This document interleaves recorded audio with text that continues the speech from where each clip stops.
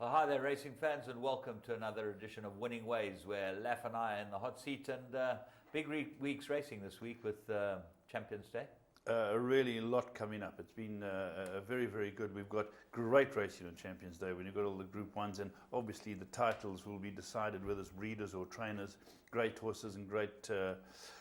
these studs have put some good horses out too on the day, and the trainers have put good horses out. So should be very, very good, James. Jockey's title, that seems to be well tied up by a striker. Oh yeah, no, Striker's probably stopped riding now. Yeah, well, that's the way it's going to be. We're going to be chatting about that in Current Affairs. In your call today, we've got Justin Vermaak, a young man making waves in this industry. He is the main chance racing manager. Should be fun having him. Let's go and have a look at 3 to follow.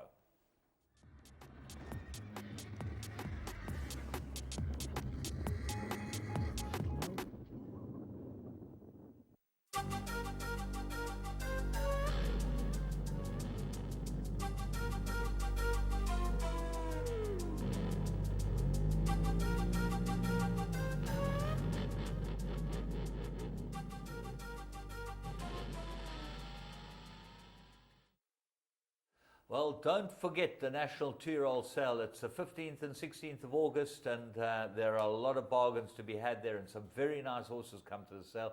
But as well as that, they've got the National Horse Trust Golf Day. Now, this is very important, the 13th of August, which is during the week. Gary Player is the patron saint, as they call him. I don't think he's got a heaven yet. He's the patron, not the saint. He's just the patron. He hasn't been canonized yet. No, not yet. He hasn't been canonized, but he should be for what he's done in sport. That's I agree with you. Absolutely right. Well, Gary will be there, and he's going to be doing as usual. He goes with each 4-ball and has a hit with them and has a chat. And he's the most marvelous man to see on a golf course, and it should be absolutely fantastic. If you want to go to the golf day, you get hold of Tom Callahan. He'll organise the whole thing, and it's a great day. I've got to get and try and play in that. My golf's not good.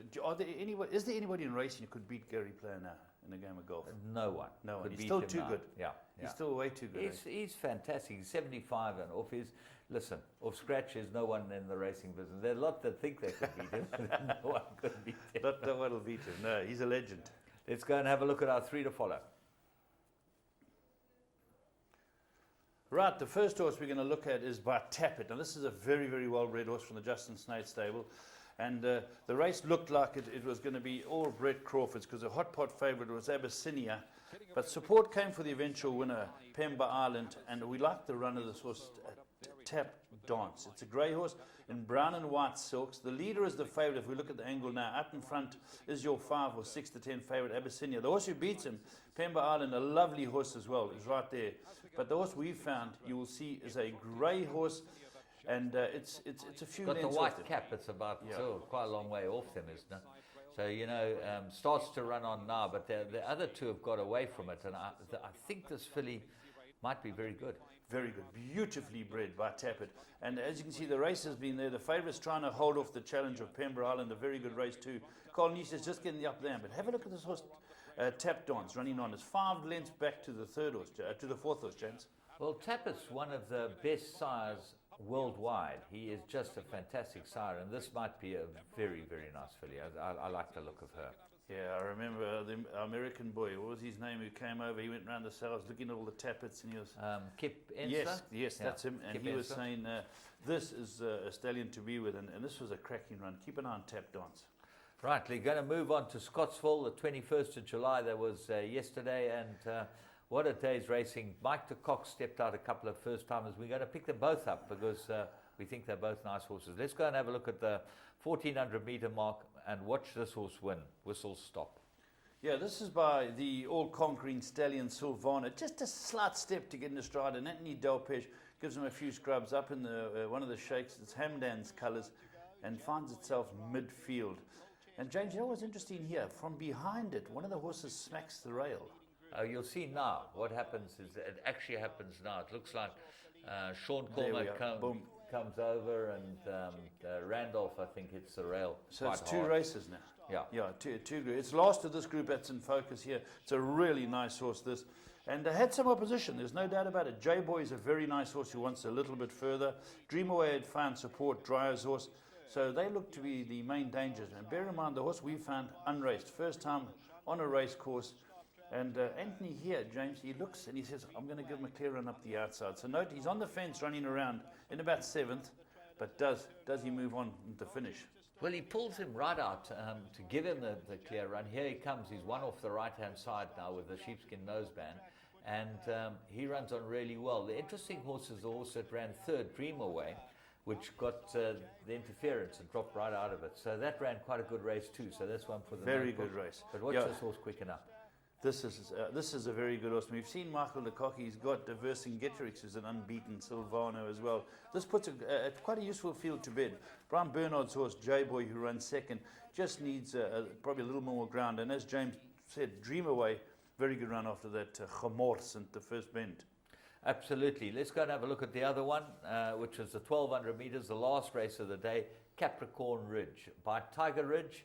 And with this one from the widest draw at Scottsville, and really that's not in its favor. And have a look at it win this. Yeah, this one's a very good race. Found the support as well. I see it's the Tiger Ridge Syndicate. Michael's had those syndicates he's put together from the stallions that Mary's brought out from Wilgeborstrift. And this was just off them, a couple of lengths off them, and moves up through the middle part of the race. Alongside is the horse of mine, Tuck Deer, in the green and yellow. But here Anthony says, well, let's get into the race.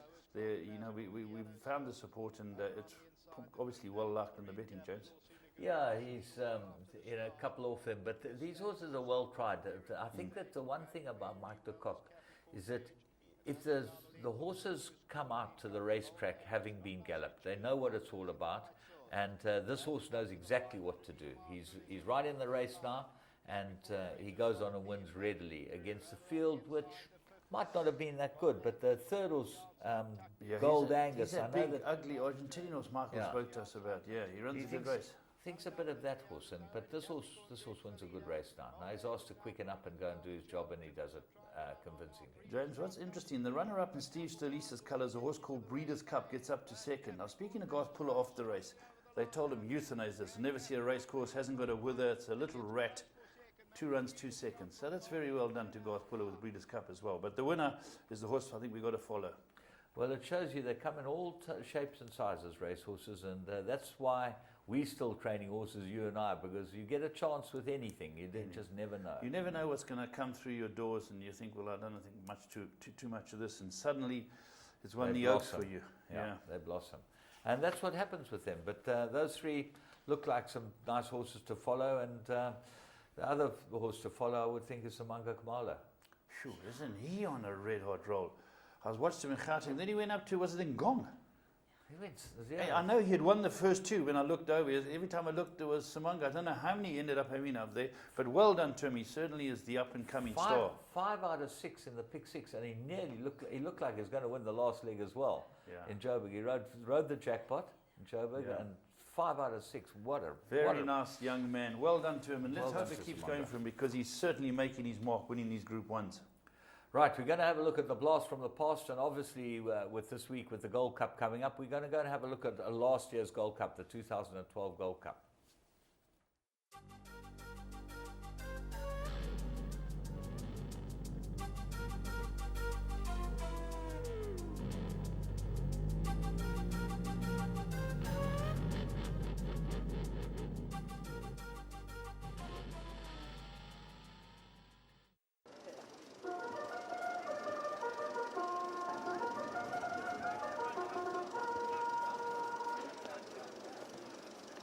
Ladbrokes Gold Cup, Grade 1, 3,200 metres. Starter hit the lever, runners sent on their way in South Africa's premier long-distance horse racing event. And Seal getting over from a wide draw is right there early on. Vettel is well positioned shortly after the start. Princess of Light in writing, Aslan along the inside. Blake is also well positioned. Then comes Croc Valley. They're followed by Sage Throne, Gorangosa, then Jeppy's Reef. Behind that one, Thanks John, Top Seller, Hey You Never Know. Behind that, Cold Cutter, Captain's Wild, and Golden Parachute. Golden Parachute on the outside of runners, Campus de Santana. Il San Pietro is one of the trailers. They're racing about 15, 16 lengths off the leader. As they're going behind the tote board, they'll come back with 2,400 to go in the R1 million Ladbrokes Gold Cup. and In Writing as the lead. In second place, Princess of Light. Sealers on the outside. Vettel's near the rail, perfectly placed. Then comes Jeppy's Reef and Aslan. They're followed by Blake, Sage Throne. On the outside of that one there, we find Hey You Never Know. Goran Ghost is about 8 lengths off them, with Croc Value gets a niggle or two. Then comes Thanks John, Kolkata and Top Seller. Behind that one, Soul Master, Il San Pietro, Captain's Wild. Then comes Campo de Santana and Sun City, and they spread out 15, 16 lengths. Going to the 1700 in the Million Rand Ladbrokes Gold Cup, and Princess of Light a length and a quarter. In Writing is second, Seals third, then Vettel. Aslan's with the white blinkers, Blake on the inside, then Croc Valley, Sage Throne. On the outside, Jeppy's Reef, Golden Parachute. Gorangos has got about a dozen lengths to make up. They're followed by Golden Parachute, Thanks John, Top Seller on the outside of runners, and then comes Captain's Wild, Il San Pietro, Soul Masters, one of the trailers. There's some scrimmaging going on. Sun City, Campo de Santana, 20 lengths off the leader. And Princess of Light has the lead in the Ladbrokes Gold Cup. Sealers on the outside, then In Writing. Vettel's only 3 lengths off them with Aslan. Then comes Blake. Kolkata's making round around them. And Kolkata's making an early move as they go to the 900-meter marker. Then Croc Valley. Blake on the inside. Sage Throne. Gorangosa. Il San Pietro. Top Seller. Then Thanks John. They're about to come now to the 600-meter mark in the Ladbrokes. And Princess of Light still the leader. Kolkata's run up second. In Writing's third. Behind that, Vettel. Aslan on the outside. Then Jeppy's Reef. Il San Pietro's creep closer. Seal between them. Blake on the inside. Thanks John. Sun City, Top Seller. Homeward bound now. Princess of Light. Kolkata makes an early move to tackle. Down the inside of that one, Vettel. Blake. Gorangosa. Princess of Light continues to find. Yes, Seal on the outside. In Writing's running a big race. On the outside, Jeppy's Reef. But it's In Writing, Princess of Light. Blake on the inside, Sage Throne. Princess of Light, In Writing, Blake and Seal. It's close. In Writing, Princess of Light. In Writing won it. Princess of Light second, Blake third, and then came Seal. And then involved in a photo, Gorangosa. Well, we'll chat about the Gold Cup later on, but last year's Gold Cup was very interesting, and for the fact that the first two into the straight one ran first and second. Yeah, and Blake wasn't too far back. He ran Blake third. was like fifth turning into the straight. I think the early pace, man, a lot of people realise going down towards the drill hall, you don't want to be too far off the hunt here, because the big VAR filly wasn't there. Princess of Light had slowed them up as well. In Writing, who led, had slowed them up and gone back into second. And you're right, they stayed on. I wonder if it's going to happen this year, James. Will be very interesting to see how the races run this year, but we'll analyse it later on in Current Affairs. Let's move on and go and have a look at what we've got in our Plum of the Week.